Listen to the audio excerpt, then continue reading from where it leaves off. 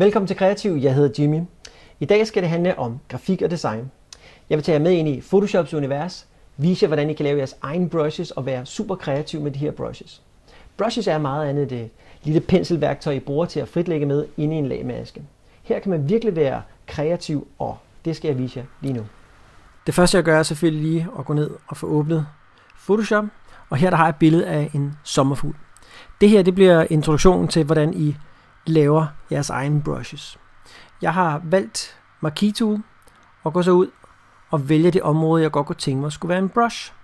Det er sådan at der hvor der er hvide pixels, der kommer der ikke noget. Og lige så snart der er farvede pixels, jamen så bliver det noget af jeres brush. Vi skal tænke på det sådan at en brush er i realiteten et stempel. Den afgiver en farve. Så hvis jeg laver den her sommerfugl om til en brush, så er det altså ikke sådan, at jeg får en klon af den her sommerfugl med røde inde i vingerne og gult herude og sådan noget. Nej, jeg får så en sommerfugl, og det vil så være med min forgrundsfarve, som i det her tilfælde er blå. Så hvis jeg laver det her til en brush, og det gør jeg på den måde, at man går op i under Edit, og så finder man hernede på listen Define Brush Preset. Når jeg vælger Define Brush Preset, så kan jeg give den et navn. Og hvorfor ikke skrive sommerfugl? Og det man også lige skal bemærke her, det er, at der står 1544. Det er altså, hvor stor den her brush er i pixel. Og det er altså på det bredeste led, det vil sige, det er altså på vidden af den her sommerfugl. Hvis I på noget tidspunkt oplever, at I kommer herop under Edit og vælger Define Brush Presets, og den er gråskrevet, ligesom det ser ud nu her, så er det altså fordi, at jeres brush er større end 2500 pixel. Maksimum størrelsen for en brush er altså 2500 pixels. Jeg klikker OK, og nu har jeg faktisk skabt den her sommerfugl og lavet den om til en brush. Jeg fjerner lige min myrestige en gang, og så går jeg lige op og laver et frisk nyt dokument. Giver det et eller andet simpelt. 1000 gange 1000 pixels. Klikker OK. Nu vil jeg gerne bruge den her sommerfugl. Så jeg tager min brush, og så går jeg ellers op herop, og så kan jeg gå ned her og vælge det sidste brush, der ligger her, hvilket er den, jeg lige har lavet, som er en sommerfugl. Jeg synes, de her de er meget små, og de er lidt svære at se, og jeg hader egentlig lidt det der med at skal herop og ændre størrelse og hardness og alt det der. Det fungerer simpelthen ikke for mig. Så herover der ligger der to ikoner. Det ene, det er vores brush presets, og den anden, det er simpelthen vores brush panel. De er også til at finde heroppe fra, og så ligger de og hedder brush og brush preset. Hvis jeg vælger brush preset, som sagt er den her over, så vil jeg kunne se mine brushes på anden vis. Hvis jeg op for den lille menu, der er heroppe, klikker, så har jeg mulighed for at gå ud og vælge, hvordan jeg vil se mine brushes. Og jeg kan godt lide den der hedder Large Thumbnail. Med Large Thumbnails, der får jeg simpelthen en stor repræsentation af, hvordan min brush den ser ud. Og nu var det jo sådan, at jeg godt kunne tænke mig at arbejde med min sommerfugl, så nu vælger jeg min sommerfugl. Den er 1544 pixels, og hvis I husker det, så lavede jeg det her dokument til at være 1000 gange 1000 pixels. Ergo så er det altså en meget stor sommerfugl, når jeg kommer herud. Og jeg klikker en enkelt gang, bum, så har jeg simpelthen fået et blåt stempel af den her sommerfugl. Det fortryder jeg lige en gang. Og går over i min brush panel, og herover der sker der en masse interessante ting. Man kan også ændre på størrelsen på sin brush herover, og her, bum, så har jeg straks fået en lille sommerfugl ud af det. Jeg har lavet nogle shortcuts på mine, som er punktum, og det er komma. Det kan vi altid prøve at vise en anden gang, men lige nu, der er det sådan, det fungerer hos mig. Det man kan gøre her, det er jo, at hvis man prøver at tegne med den her sommerfugl nu, så vil man kunne se, at ja, så laver den bare en masse sommerfugl, og det ser ikke specielt godt ud. Det jeg godt kunne tænke mig, det var, at det var en masse sommerfugle, der fløj rundt mellem hinanden i forskellige farver. Og jeg har altså ikke tænkt mig at sidde og sætte en sommerfugl, lave farven om, sætte en ny sommerfugl og lave farven om. Nej, jeg har tænkt mig at lave nogle indstillinger til min brush, således at det fungerer helt af sig selv. Til at starte med, så står der Brush Tip Shape heroppe. Og det betyder altså, at de indstillinger, vi ser her, det har noget at gøre med vores brush tip. Og her der kan man altså også designe sine egne brushes med det her. Man kan rotere sin brush, så hvis man vil have, at den skulle vende en anden vej, så kan man gøre det herfra. Jeg vil starte med at gå ned i det, der hedder Shape Dynamics. Hernede, der har vi noget, der hedder Size Jitter, og ordet jitter betyder egentlig sådan random eller forskellighed. Og hvis man skruer op og ned på den her, så vil man kunne få store og små sommerfugle. Der vil simpelthen variere i størrelsen. Man kan godt sætte sådan en minimumstørrelse, så hvis man ikke vil have en sommerfugl, der lige er 2 pixels stor eller andet stil, så kan man altså sætte en minimumstørrelse på den. Og det er i det her tilfælde altså 24% af min fuglestørrelse. Længere nede er der noget, der hedder Angle Jitter. Og Angle Jitter gør egentlig det, at den roterer de her sommerfugle rundt. I kan se det på den lille preview, der er nedenunder. Og faktisk så er det sådan lidt, at jeg kunne godt tænke mig, at der var lidt større afstand imellem mine sommerfugle, således at jeg bedre kunne se, hvad der foregår. Og det er altså faktisk lige tilbage oppe i den her brush tip shape. Gå ud og ændre den her spacingen. Og så vil I straks kunne se her, at nu kommer der lidt større afstand imellem sommerfuglene hernede. Nu går jeg tilbage til min Shape Dynamics. Og her prøver jeg lige at lege med min Angle Jitter igen her, så I bedre kan se, at de roterer rundt på den her måde. Den, der hedder Roundness Jitter, det ligner lidt som om, at sommerfuglene er sådan på vej ind i billedet, eller ud af billedet.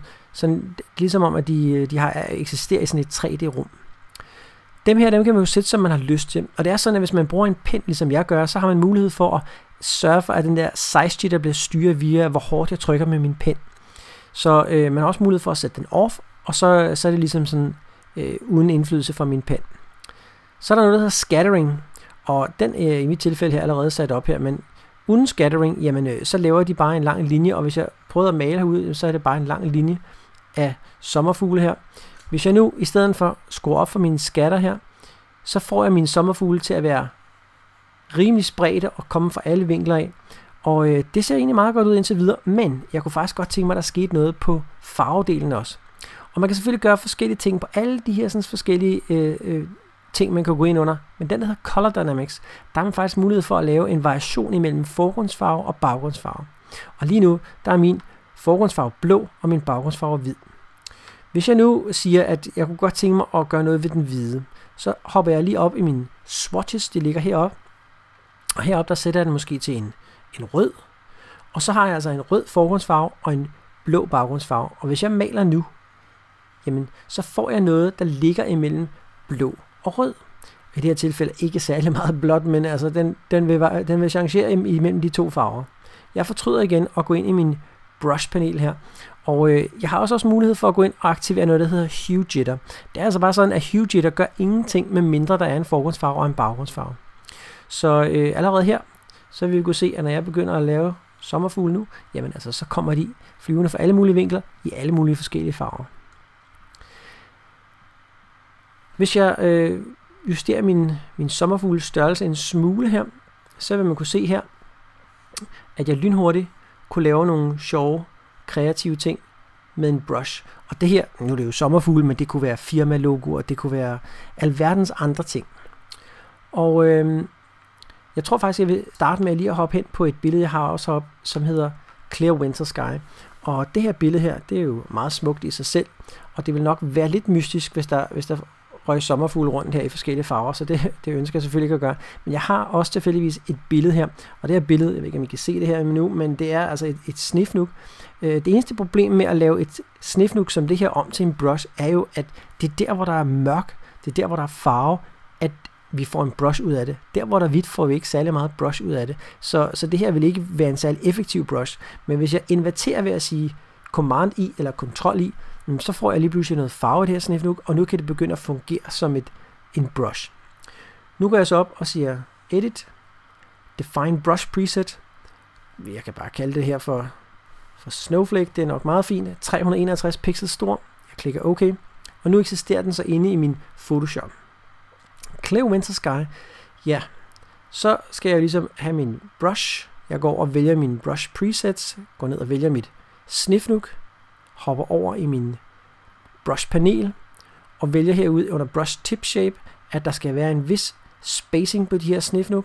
Jeg vil godt have, at der er scattering, det vil sige, at de skal være rimelig spredte fra hinanden. Og man kan altså også sætte count op, hvis man vil have rigtig mange snifnuk, så er det bare at skrue op for den.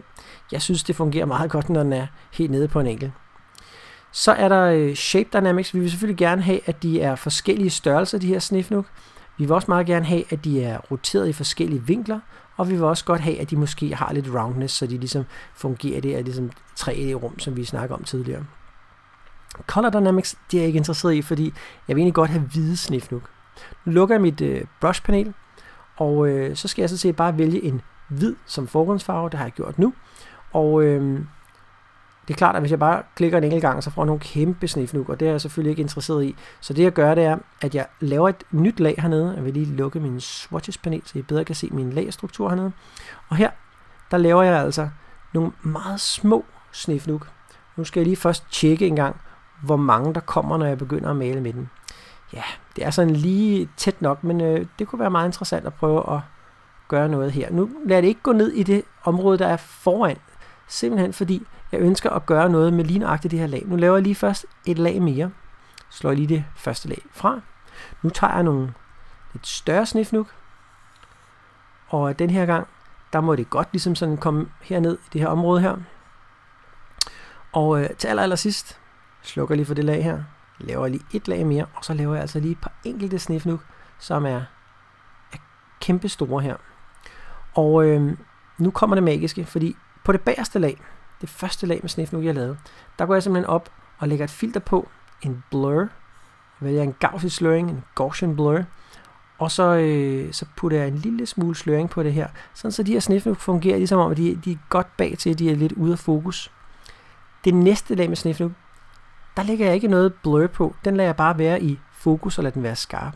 På det sidste lag, hvor der er et par store snefnug, der giver den en ordentlig en med Gaussian blur, skruer op her, og på den måde så kunne det ligne noget, der sådan var meget tæt på linsen, og lige før at det lagde sig på kameraet.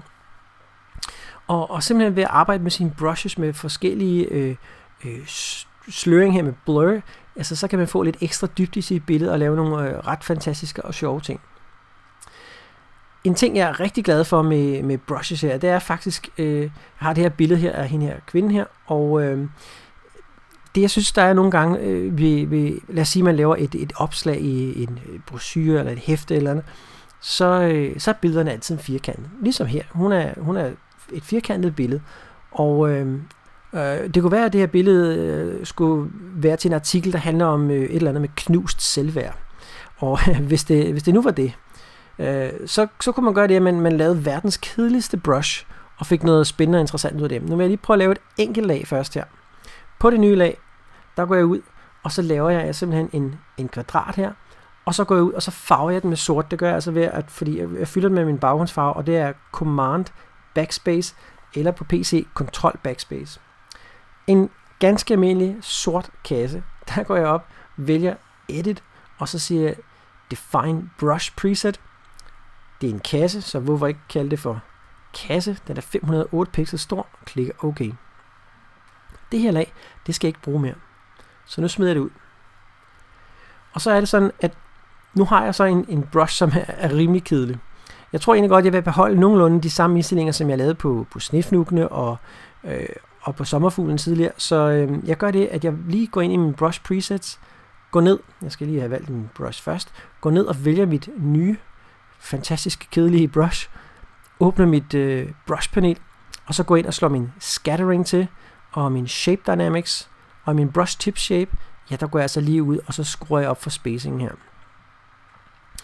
Bare lige for at teste det, så kunne man godt lige prøve at se, hvordan det ser ud. Ja, udmærket. Godt til de formål, vi skal bruge det til nu. Se, det man så kan gøre, det er, at man kan låse baggrundslaget op her. Og hvis vi låser baggrundslaget op, det kan vi gøre ved at holde alt nede og dobbeltklik på det. Så slipper man for den lille menu, der spørger, hvad vi kunne tænke os at kalde laget. Det er selvfølgelig altid godt at kalde sin lag nogle ting, men i det her tilfælde, så overlever vi nok. Se, hvis jeg nu laver en lagmaske her, og lige inden jeg afslører hvordan her, så tror jeg faktisk lige, at jeg vil lave et enkelt lag nedenunder. Og her er også et lille ekstra tip her. Det er, at normalt hvis man går ned og klikker på den her, så laver den et nyt lag ovenpå. Hvis man lige holder Command nede på Mac eller Control på PC og klikker her, bum, så laver den et lag nedenunder i stedet for ovenover. Det fylder jeg altså ud med en hvid farve, så jeg holder alt ned og bruger backspace for at fylde med min forgrundsfarve, og nu har jeg så en hvid her. Tilbage til det lag med kvinden på.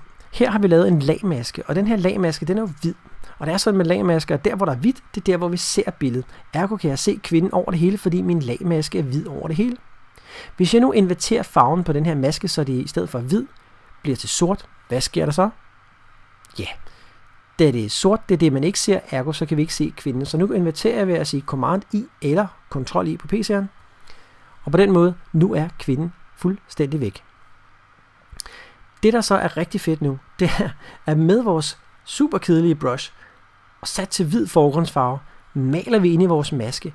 Og i det øjeblik, vi begynder at male her, jamen se, så dukker hun op.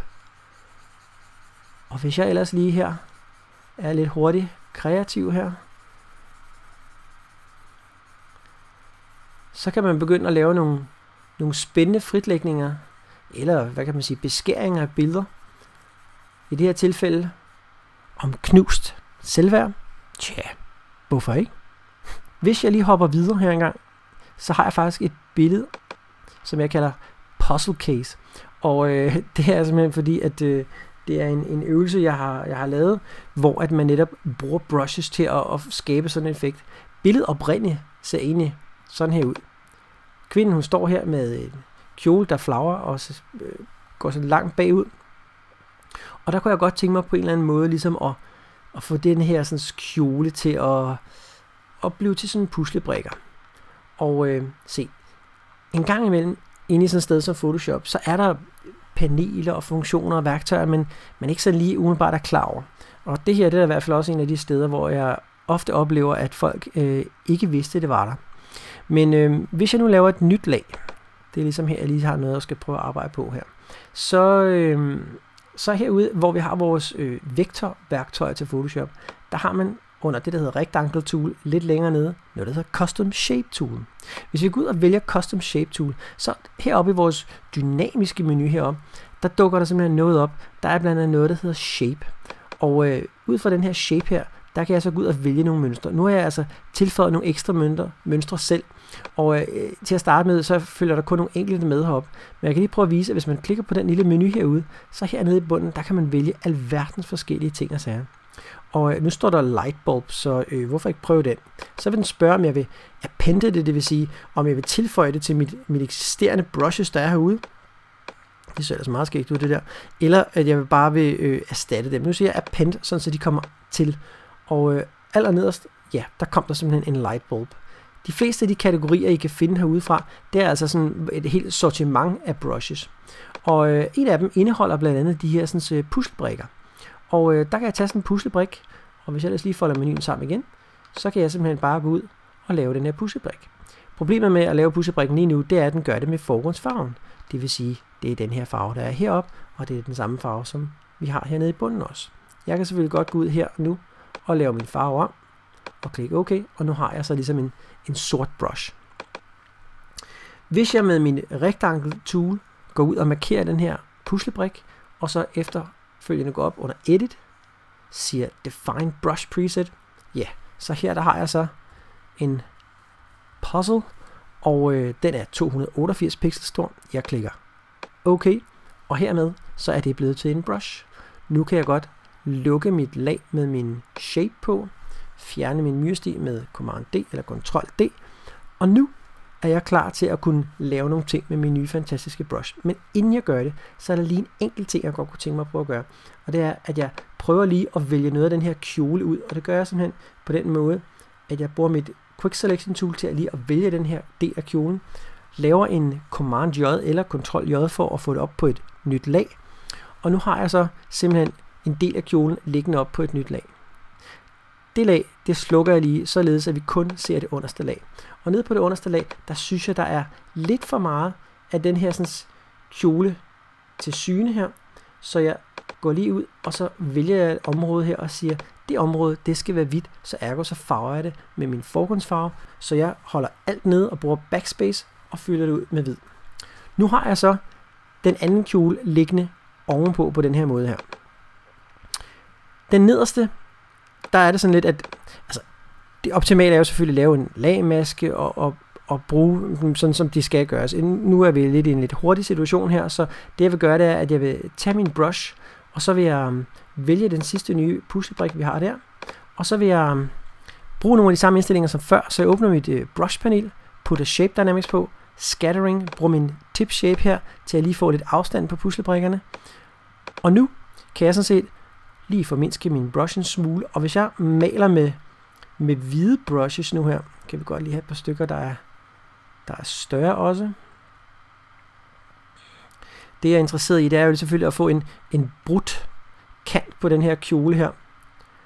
Og det er lige dårligt mange puslebrikker her, vi kunne godt klare os med lidt mindre måske.